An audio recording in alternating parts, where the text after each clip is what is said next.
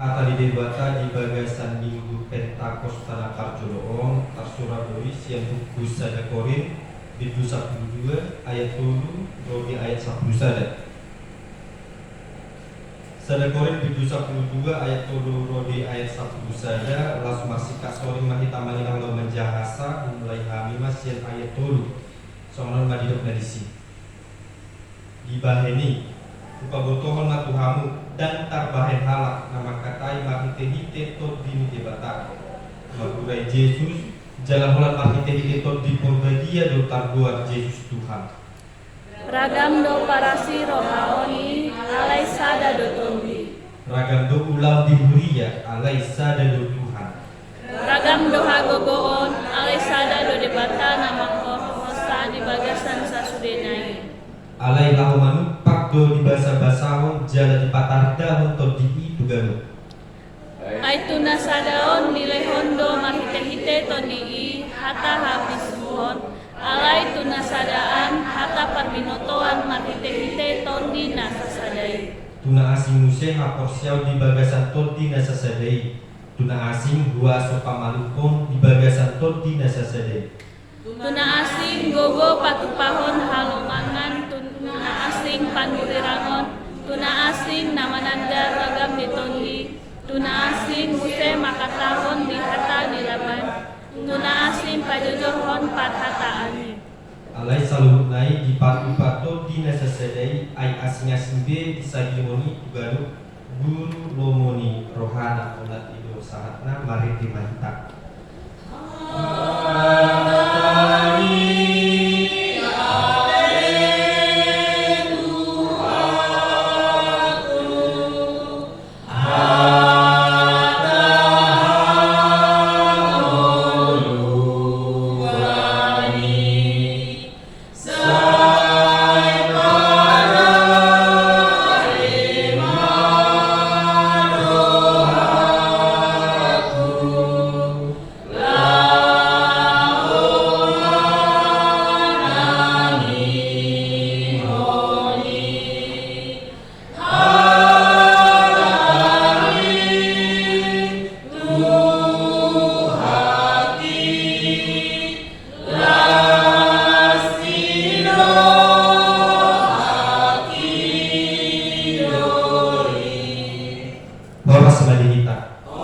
Selamat hari Minggu.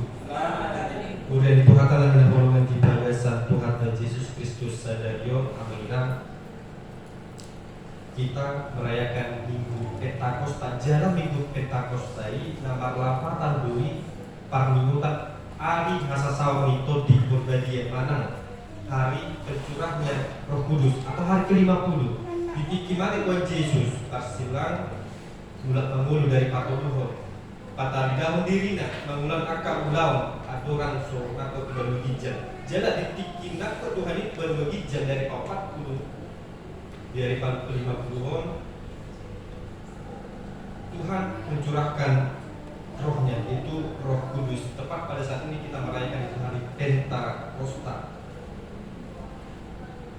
Hari ini kita merayakan hari Pentakosta, hari ketika Roh Kudus dicurahkan kepada murid-murid Tuhan, hari ketika orang yang takut berubah menjadi berani, yang tadinya mereka sembunyi-sembunyi saja dalam memberitakan firman Tuhan, mereka menjadi orang yang terdepan di dalam memberitakan firman Tuhan. Kalau kita melihat di dalam Kisah Para Rasul pasal yang kedua dan kisah sebelumnya bagaimana murid Yesus, kalau dipikir-pikir cukup lucu bagaimana kejadian mereka. Sebelum hari Pentakosta mereka takut, mereka bimbang, mereka seperti kehilangan arah dalam memberitakan melanjutkan tugas daripada Tuhan Yesus. Tapi ketika hari Pentakosta itu tiba, mereka mengatakan dengan keras, saudara-saudara bertobatlah. Mereka memberitakan firman Tuhan para murid dan lain sebagainya. Dan itulah merupakan pekerjaan Roh Kudus. Roh Kudus mengubah manusia menjadi alat Tuhan yang luar biasa. Mengubah manusia bukan manusia tertentu, bukan orang baik maupun jahat, orang yang terkenal ataupun tidak terpelajar maupun tidak, tetapi semua manusia. Tetapi Seringkali orang berpikir kalau punya karunia hebat, dia pasti menjadi lebih rohani. Kalau bisa berkhotbah, itulah orang yang paling dipakai oleh Tuhan. Kalau suaranya bagus dalam bernyanyi, itulah orang yang paling diurapi di dalam pelayanannya. Padahal Paulus mengatakan dengan jelas dalam teks firman Tuhan pada saat di 1 Korintus 12 ayat 3 sampai dengan ayat yang ke-11 bahwa karunia itu bermacam-macam, tetapi sumbernya hanya satu, Roh Kudus. Jemaat yang terkasih di dalam nama Tuhan Yesus Kristus, jemaat Korintus adalah jemaat yang penuh karunia, tetapi juga penuh dengan masalah. Mereka sangat banyak jenis karunia di dalam jemaat itu, tetapi sekalipun karunia itu banyak, mereka juga terkenal dengan banyaknya masalah di dalam tengah-tengah jemaat itu. Karena apa? Banyak masalah yang mereka lakukan, yaitu mereka suka membanding-bandingkan diri. Siapa yang paling hebat, siapa yang rohani, siapa yang pintar bicara, bahkan siapa yang paling terlihat bisa dipakai oleh Tuhan. Ada yang merasa, aku bisa bahasa roh, berarti aku lebih tinggi. Ada juga yang merasa, aku bisa berkata-kata di depan orang banyak, berarti aku orang yang terpenting. Ada juga mungkin yang minder, yang cuma bisa bantu-bantu di dalam pelayanan di belakang saja atau di balik layar. Dia merasa minder karena kecil yang dia lakukan. Tetapi Paulus dengan tegas menegaskan, karunia berbeda-beda tetapi semua berasal dari roh yang sama-sama seperti tubuh. Hanya Bapak Ibu, mata jelas berbeda dengan tangan, kaki fungsinya jelas berbeda dengan mulut, hidung jelas fungsinya berbeda dengan perut, tetapi semuanya itu berada dalam satu tubuh. Kalau dalam tubuh kita ini mulut semua, maka itu menjadi pengeras suara berjalan. Kalau bagian tubuh kita cuma tangan saja, bagaimana caranya berjalan? Artinya semua bekerja dalam satu koridor yang baik. Sebab Bapak Ibu, Roh Kudus membuat kita mengakui Yesus sebagai Tuhan. Di ayat yang ketiga dikatakan demikian, dibaheni rupa bertohon matu kamu dan tarbayan halak makatai makitehi tetor dini debata maburai Yesus jarak holan mahitehi tetor dipurgadia do tarbuar Yesus Tuhan. Paulus mengatakan tidak ada seorang pun yang dapat mengakui Yesus adalah Tuhan selain oleh karena Roh Kudus. Karunia yang terbesar yang pertama-tama yaitu bisa bernubuat, bisa bernyanyi dan bisa berkhotbah. Artinya tanpa Roh Tuhan manusia tidak bisa berbuat apa-apa. Tetapi hari Pentakosta pada saat ini Bapak Ibu mengingatkan kita bahwasanya Roh Kudus, Roh Tuhan hadir supaya manusia kembali kepada Kristus. Seperti yang saya katakan, tanpa Roh Kudus manusia tidak bisa berbuat apa-apa. Tanpa Roh Kudus manusia tidak bisa berbuat kasih.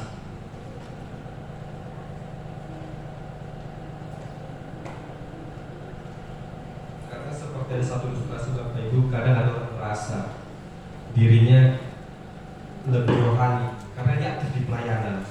Tetapi sekalipun dia aktif di pelayanan, dia mengambil bagian, tetapi ketika di rumah dia marah-marah terus. Ketika di rumah mulutnya menjadi kasar. Ketika di rumah dia tidak tahu mengampuni. Ada yang di gereja supaya dilihat orang dia bernyanyi dengan serius, dia memperhatikan khotbahnya dengan seperhatian yang mungkin, tetapi ketika pulang ke rumah dia marah-marah. Karunia Bapak Ibu tanpa perubahan itu cuma bisa jadi pertunjukan. Karena Roh Kudus bukan hanya membuat kita ramai di gereja, tetapi berubah di dalam hidup sehari-hari. Karena Roh Kudus itu beragam-ragam, karunia itu beragam. Di Rasul Paulus mengatakan dalam beberapa jenis karunia, yaitu ada yang hikmat, pengetahuan, iman, penyembuhan, mujizat, nubuat, membedakan roh, berbahasa roh, menafsirkan bahasa roh. Tetapi Tuhan tidak mencetak manusia itu berbeda, sama semua. Hanya saja karunia berbeda-beda. Ada yang memiliki pengetahuan yang hebat, ada yang bisa melakukan mujizat, ada yang bisa melakukan bernubuat, ada yang bisa berbahasa roh, dan ada yang bisa menafsirkan bahasa roh dalam tulisan Paulus ini. Oleh karena itu sehingga dalam karunia itu Bapak Ibu, sebaiknya kita melakukan sesuai dengan karunia itu. Ada yang pandai berbicara, mari gunakan dengan untuk menghibur, untuk mengajari, untuk memperbaiki. Ada yang bisa kuat dalam berdoa, yang tekun dalam berdoa, mari doakan segala hal. Doakan sekitar kita, doakan bagi yang membutuhkan. Ada yang pandai mengajar anak-anak, mari mulai mengajari dengan tekun. Ada yang mungkin tidak tampil, mari, tidak perlu dalam panggung yang besar, dalam panggung kecil sekalipun kita dapat melayani Tuhan, dan semuanya itu penting. Terkadang juga Bapak Ibu di gereja terlihat yang di atas mimbar lah orang yang paling penting dalam pelayanan, tetapi nyatanya tidak. Ketika kita menyerahkan diri untuk membersihkan gereja sekalipun, itu pelayanan. Untuk memperhatikan tempat ibadah pun, itu pelayanan. Memperhatikan orang sekitar pun, itu pelayanan. Semua karunia diberikan untuk kepentingan bersama. Karena ketika karunia yang kita miliki hanya untuk pribadi kita masing-masing, itu tidaklah berguna. Paulus mengatakan karunia diberikan untuk kepentingan bersama, bukan untuk pamer, bukan untuk supaya dipuji, bukan supaya dianggap paling rohani, bukan. Tetapi karunia adalah alat untuk membangun tubuh Kristus. Saya tubuh Kristus, Bapak Ibu tubuh Kristus, kita semua adalah tubuh Kristus. Jikalau kita tidak mempergunakan karunia itu untuk kepentingan bersama, maka itu tiada ada gunanya. Kalau Tuhan memberikan kita suara yang bagus, maka kita pakailah untuk memuliakan Tuhan. Kalau Tuhan memberikan kepada kita kemampuan untuk mengajar, mari kita pakai untuk mengajari. Kalau Tuhan memberikan berkat kepada kita, mari kita menjadi berkat. Karena karunia bukanlah mahkota kesombongan. Karunia adalah alat pelayanan. Karena Bapak Ibu, kalau kita melihat zaman sekarang, zaman media sosial, kadang pelayanan itu bisa berubah menjadi pencitraan. Ada yang suaranya bagus sedikit dalam beribadah, dia upload posting. Ada yang doanya berdebar-debar, dia posting. Ada yang kasih persembahan atau memberikan berkat kepada orang, dia posting. Dan akhirnya dia berfokus bukan tentang menggunakan karunia itu, tetapi berapa like yang dia dapat, berapa viewers yang dia dapat. Sehingga kata memuliakan Tuhan itu tidak ada lagi dalam postingan tersebut. Roh Kudus tidak bekerja untuk meninggikan manusia. Roh Kudus bekerja untuk meninggikan Kristus.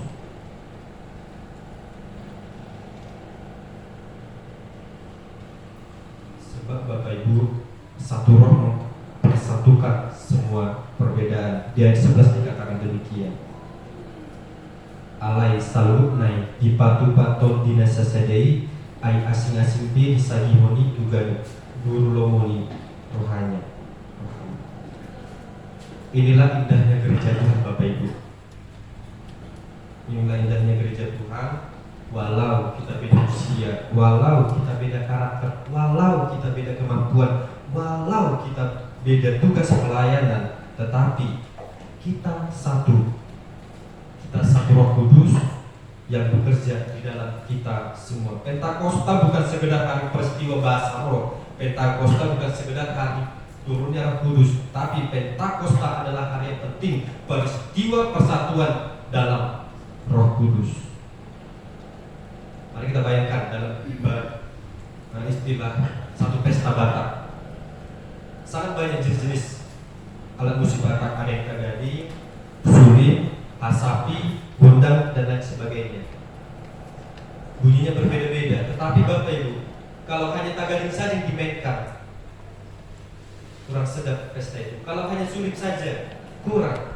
Kalau hanya hasapi saja kurang. Tetapi ketika semuanya itu bersatu padu, ketika semuanya itu bermainkan secara seirama, ketika semuanya itu dimainkan secara bergotong royong bersama-sama dengan baik, maka menjadi musik yang indah. Demikian juga dengan kita.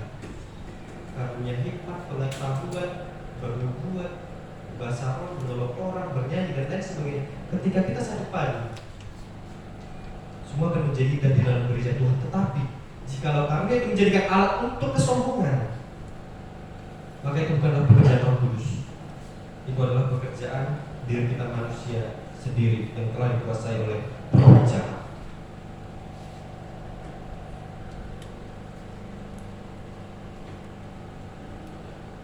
Dan juga Bapak Ibu, karunia bukanlah alasan untuk bertengkar di dalam gereja, tapi alasan untuk saling melengkapi.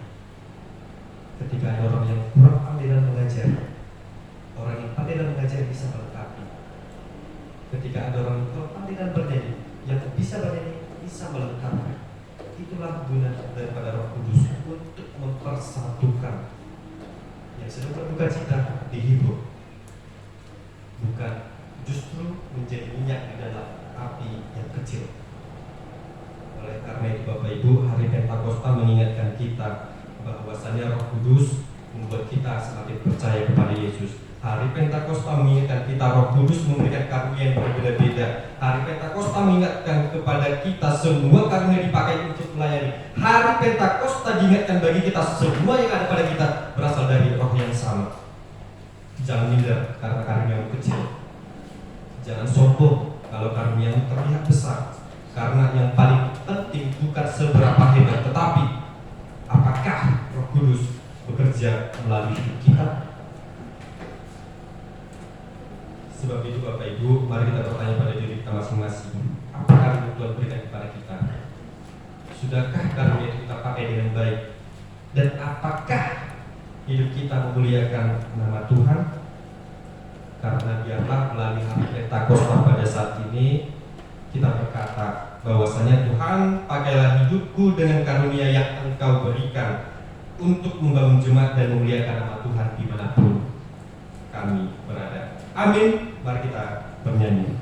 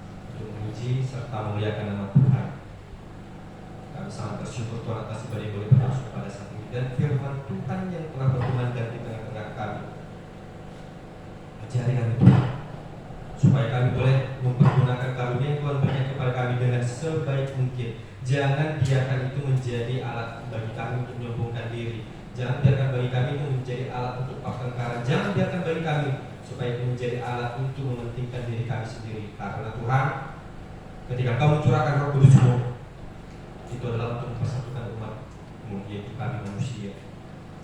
Apapun kami yang boleh kami miliki, sebesar apapun maupun sekecil apapun itu, biarkanlah kami mempergunakannya sebaik mungkin. Biarkanlah hati kami semakin satu untuk memuji serta memuliakan nama Tuhan Bapa di dalam surga. Kami mohon kepadamu, kiranya iman kami senantiasa ditambahi hanya oleh karena Engkau, dan kiranya dalam 1 minggu yang akan mendatang Tuhan memberkati hidup kami serta menjaga kami, agar kami senantiasa berada kesehatan daripada Tuhan, dan kami boleh kembali datang untuk memuji serta memuliakan nama Tuhan di tempat ini. Dan Tuhan ajari kami untuk senantiasa bersyukur di setiap harinya. Terpuji nama Tuhan. Amin.